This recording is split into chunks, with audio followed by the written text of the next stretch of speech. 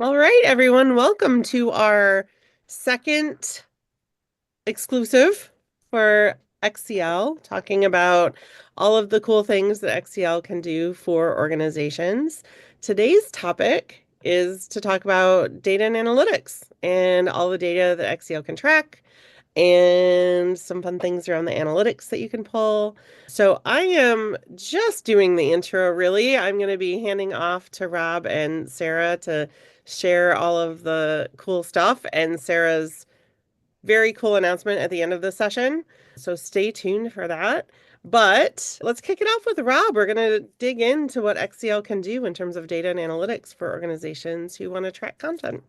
Take it away, Rob. Absolutely. So, yeah, I'm just going to talk about data and analytics today. And for anyone who's never seen a learning link, essentially, XCL allows you to pair lots of different types of content with the ability to track them. And when we track content, we track lots of data about that content. If you're working away or at home and just wanting to participate in this little adventure, or if this is a recording and you want to participate anyway, by all means, jump in. This QR code will bring you to a link, and we shared this this is the same link that was shared in the chat.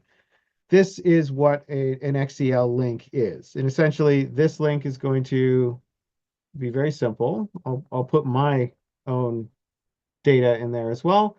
And it's a video. And XCL allows you to distribute this video any way you like, collect that user information from the users, no user accounts. It's very flexible. It's very easy to use to create these links. And as you move through different types of content, in this case, a video, the XCL engine is going to be creating data points for everything that you're doing. So whether you're changing the playback speed, pausing, playing, stopping, exiting, all the things that you'd expect to know about a piece of data, this is a way to have your data all in one place with your training data, with your other performance analytics. So that all said, what kind of data do we collect? So I'm going to go over to the XCL website. And as a part of this website, we include this little XAPI translator link. This is going to take you to a page that explains in detail what types of data we're collecting, what types of performance data we're collecting from each of the types of content that we support. This little bit at the top basically says, hey, if you've published something as an XAPI course from Storyline or any other kind of off-the-shelf authoring software, we're going to pass that XAPI data directly through. We're capturing what you expected us to capture based on how you authored the course. From a perspective of SCORM, a SCORM 2004 module or SCO, we're going to collect a whole bunch of data based on what kinds of data the SCORM model is attempting to capture in what it assumes is an LMS. Our player will take that data and convert it to XAPI verbs. Not something that's never been done before, but at the end of the day, we have a little bit more control over the granularity and the realism of what some of those verbs convert to. And of course, the result and contextual data with each of those statements to make that data more useful down the road. From a video perspective, our player is going to convert video events, basically events that occur within the video. Some are user-based events, some are actual events that occur just naturally.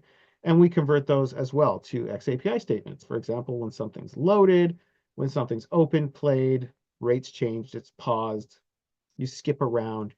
And of course, when the video is completed, we send that completed result.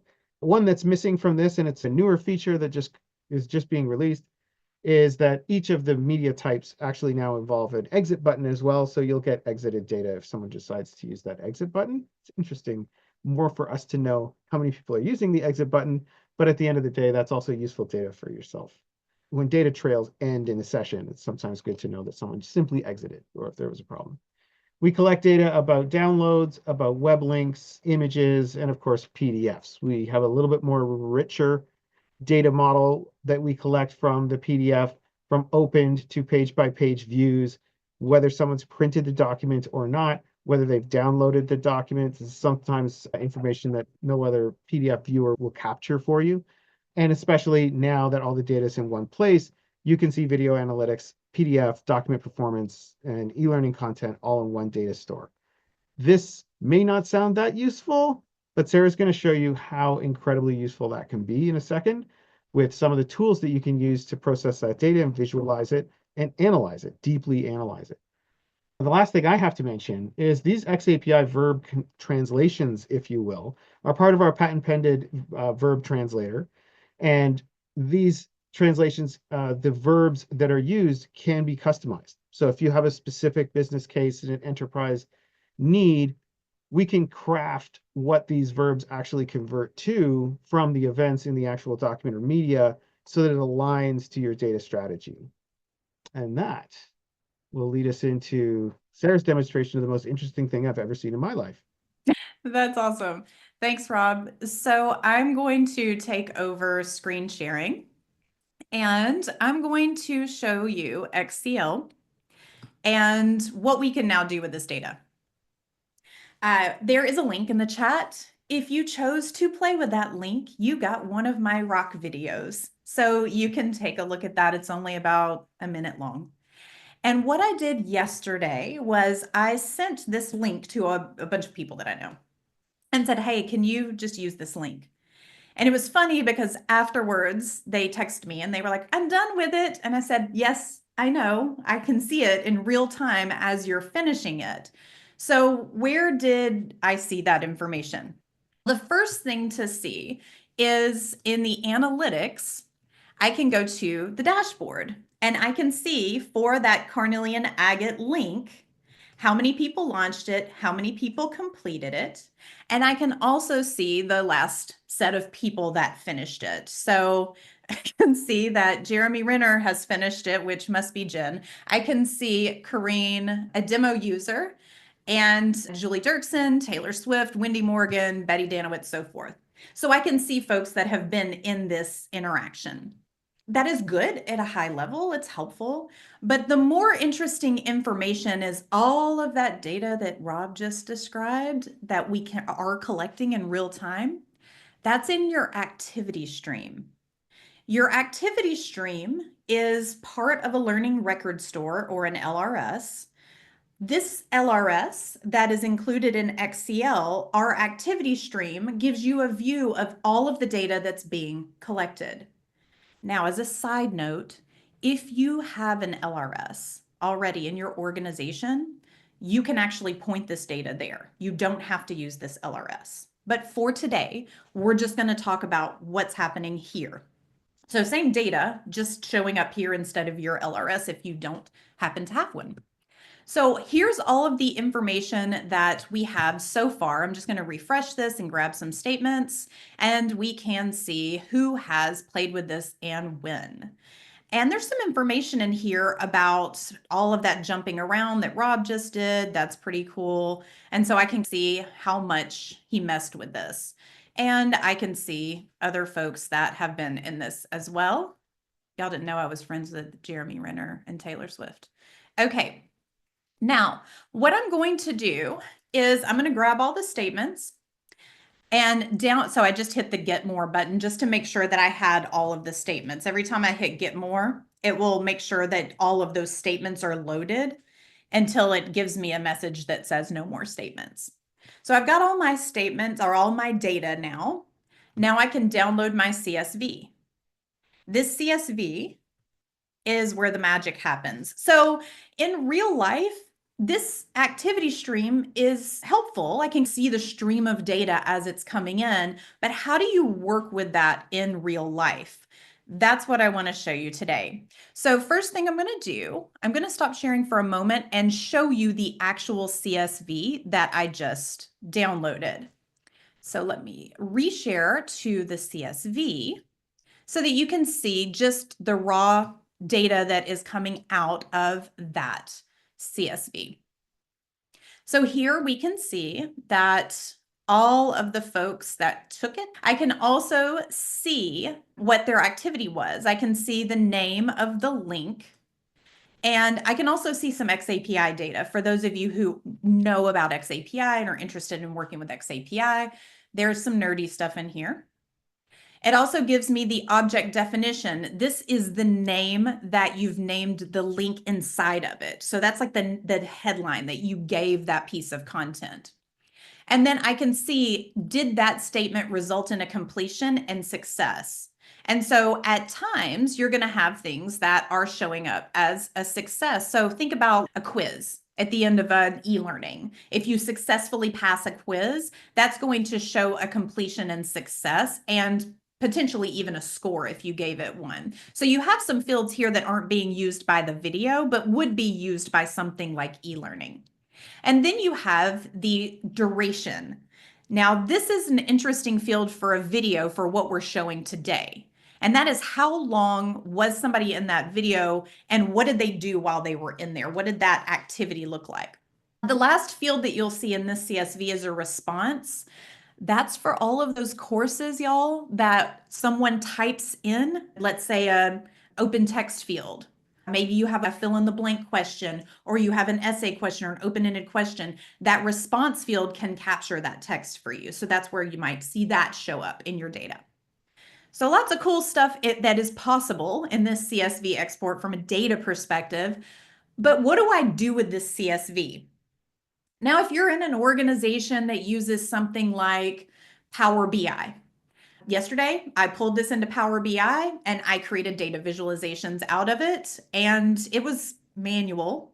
You could set up a direct connection to your XCL data in BI, set up your visualizations, and then have them refresh in a dashboard all the time. So there are a lot of things that are possible, but I want to show you something that's, in my opinion, way more cool than using Power BI. And I know that a lot of folks are burnt out on AI right now, but the fact of the matter is that AI tools can be extremely useful in data and analytics. I worked on a GPT, which is essentially a custom chatbot that I built in ChatGPT, or built on ChatGPT's model. And I'm going to show you what I built. So this that I'm about to show you is our big announcement. I built a public GPT that allows you to pull in that CSV export and ask it questions about what you want to know about that data. So let's take a look at what this does for us. So I'm going to share my screen and show you this data set that we just exported. So I just exported the Carnelian agate data set. This is the Build Capable XCL Data Explorer. I've trained this specifically to work with XCL datasets. It expects you to upload a CSV. So if I say, how do I use you? It should hopefully tell me that I need to upload a CSV from XCL. And it will tell me what it can do with that data, which is really rad. So I can see the types of questions that I can ask it, or that it might expect me to ask about training data. And so here's how I get started. I go to XCL, I go to Analytics, I select the activity stream, and then I go down and download the CSV. We've already done that part. So now I'm going to upload the file and ask it questions. Simple enough. Let's upload the file. I'm going to upload the data set that I just exported by simply dropping it into this chat. Awesome. Can you tell me about this data set? So we'll start off with an easy question. Just tell me about this data. Let's see what kind of things it tells me about the data. By the way, this GPT is available for free. It's a public GPT, and you only need a free ChatGPT account to use it, assuming that you work in an organization where it allows you to use AI or ChatGPT. Just disclaimer, you would need to make sure that you are able to use this with your data. So here's our data set. It tells me that I have a bunch of rows and columns of data, and it tells me just some overall actions. So this is fine. It's just telling me what data set it has. So tell me how many people completed the Carnelian agate content. And we'll be able to get a list of people who completed it. So we'll start there. All right, so 11 unique people completed it. Okay. Let's see, about how much time on average did it take them to complete it? The fact, y'all, that we can do this now is so cool. All right, so on average, it took about 59 seconds, which tracks because the video is only about 54 seconds long. So that's cool. But what I'm guessing is that there are some outliers because for a minute video, there are probably some folks that took more or less time. Are there any outliers in that data? We need suspenseful music between chats. Okay, there are 3 outliers. And so those people took longer.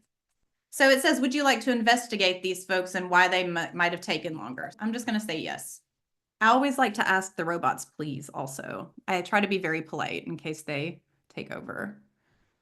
That's a good rule of thumb. Okay. It looks like my outliers are preview and Kareen. I need to exclude the preview because the preview data is from testing. Because in XCL, you have the ability to preview a link before you publish it, and it will send the data so you can see what data is coming out of it while you're testing it. And the benefit is that I can filter out the preview data. So please filter out the preview data and tell me more about Kareen. This is funny because I didn't know what Kareen had done. I just exported the data and looked at this last night, and it told on Kareen very quickly about what she did. Here we go. Here's what Kareen did. She took about 1 minute and 49 seconds to complete it, which is a little bit longer than the average 59 seconds. She completed it twice, and we had no score response data. It says, would you like to investigate why she took longer? Yes. So let's see, why did Kareen take longer to do this than other people? All right, here's what stands out. Kareen completed the content twice, but she skipped a section before she completed it the second time. And then she paused at the end. I'm curious, was there anyone that skipped around in the video? One of the interesting things when I was playing with this yesterday and working with a larger data set from our admin account was it was telling on people about them opening it and then bouncing around and then closing it and not actually watching the video. So here are the people who skipped around. It was Rob, which we saw in real time today on the screen share. And he did similar to what Kareen did. So both of them are in trouble now because they didn't actually pay as much attention. So I want to analyze that further about the skipping patterns because skipping could mean a couple of different things. It could mean that they just skipped ahead to finish the video. It could also mean that they skipped backwards and then forward again to rewatch something. Yes, please analyze. So let's analyze this a little further. Now, as you can imagine, if you're working with a data set of hundreds of thousands of people, or even 25 or 50 people, how fast and easy it is to do something like this. Think about patterns in e-learning or scenario branching, where you want to see what trends you have in an organization. Did a bunch of people take a certain path through a branch scenario? That's how powerful this kind of information is. We look at Rob's history. So Rob skipped multiple times, indicating that he navigated around the content rather than watching it. He changed the playback rate twice, which meant he sped up or slowed down the video. He paused it at 53 seconds before he completed it. That might be helpful to see why somebody didn't get a completion. So you can see, did they watch the whole video, but they just closed it before it completed all the way? Now, for anyone who's done anything with video, you know that happens a lot because what people will do is they'll close a video when it's on the splash, like the outro, and they'll close it before it's completely completed. And so that could be something to pay attention to. He exited the content after 57 seconds, suggesting he probably did not rewatch it. So these are the types of analytics that we can get out of data sets like this. If we're working with e-learning or we're working with a PDF, it's really interesting to see what pages did someone go to, right? How many people read the whole PDF? Let's say that you send out a job aid and you want to see how many people open that job aid and how many people may have read it. If they went to all of the pages, you're going to get a completion, but how much time did they actually spend in it? And if people on average are spending, let's say 30, 45 minutes, you get some trends there. If somebody took, I don't know, 8 hours to complete it, it was probably just sitting up on their desktop. This is what this GPT allows us to analyze. It tells you why it thinks it may be happening, as well as what the data sets actually are. To that point, one of the things I love about how this is working is that it doesn't just answer my question, it gives me the data set that it's using to reference to answer that question. So not only am I seeing the answer, but I can skim through that specific data set to see for myself, is there something weird or did it pull in something that I didn't expect to answer that question? I will pause there and take some questions. We've been answering them in the chat a little bit, just questions around if the chat GPT is free. And Yes. so we've been fielding some of the early questions, but I should state for the record that when Sarah sent the link out last night, she didn't know what I was doing in the video, and I didn't know she was going to share it today. So it's fun to see. I was really trying to break the data tracking and recording by having some erratic behavior. And Sarah this morning was like, "What were you doing in the video last night?" Because she already knew that I was jumping around. Oh, I think But I think that's awesome, right? Because yeah. one of the benefits of this is being able to not only improve how we're supporting folks, but also maybe there are things we need to manage in our content. One of the things that I can see on YouTube is I can see if somebody always skips ahead in a certain part. Now that's possible with just this GPT and the CSV export. I can see were there people that always skipped ahead on this part of the video, right? So I could ask it that and say, was there a part of the video where people regularly skipped ahead? And it can tell me that information if there's a trend. So being able to use AI for this type of analytics is extremely powerful. And it's one of the reasons why we chose not to do custom reporting out of XCL, because now with those data sets, you can work in so many different tools. If you've got clean data going in and you can expect what data is coming into it, then it's very easy to analyze it on the other end. And it makes it easier to manage. It looks like the most commonly skipped point in the video is around 2.6 seconds, with 6 people skipping at that moment, which makes sense because if somebody wanted to like mess around with it and skip ahead, it would be right after the video started. So I can start to see, are there trends where folks are doing something in this video, or is there a part of the video where people watch less than others? And by the way, this is something that we did for a client. Brian and Sean Putman worked on a project to create XAPI tracking for videos for an organization to see this kind of data. And now you can do that without any XAPI programming and without any kind of special dashboards or analytics on the other end, if you can use XCL for your video distribution and something like an AI GPT like this one to analyze that data. And you can get all of that for very little money, if next to nothing. So that's, for me, and having been in this industry for 20 years, that's incredible. I've never seen anything that has this capability that makes it this easy. And hopefully others have had that same experience today, or if you're watching that recording, hopefully that makes you excited too. Thank you so much, Rob and Sarah. We are at the end of our half an hour quick XCL exclusive today. Thanks everybody for joining us and getting to see our cool XCL data widget. Join us next week again at 9 o'clock. We'll have another topic on XCL. Stay tuned, subscribe, join the meeting invite. It'll add it to your calendar every week to join us, where we'll be sharing more information about XCL. I will post the link to the GPT with the video on LinkedIn. Awesome. Thanks, everyone.